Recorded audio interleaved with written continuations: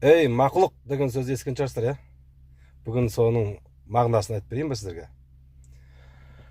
Араб тілінде, араб тілінің сөзінде бүкіл мына материялық жаратылыстың бәрі екіге бөлінеді екен. Екі типтен тұрады екен. Бірі Құдайдың жаратқаны, екіншісі адамның жаратқаны дейді. Яғни табиғи күйдегі заттың барлығы ол Алланың жаратқаны.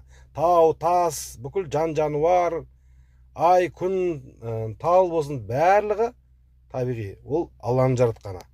Және адамның жаратқаны. Адамның қолынан шыққан заттарды мәсна дейді. Ал Алланың жаратқан мақұлық дейді екен. Міне мақұлық деген сөздің мағынасы осындай. Ал енді сондықтан сіздер оған ренжімеңіздер, біреу мақұлық деп жатса. Дәл осы сөздің орысша баламасын айтып берейін ба? Мақұлық деген сөздің. Твар.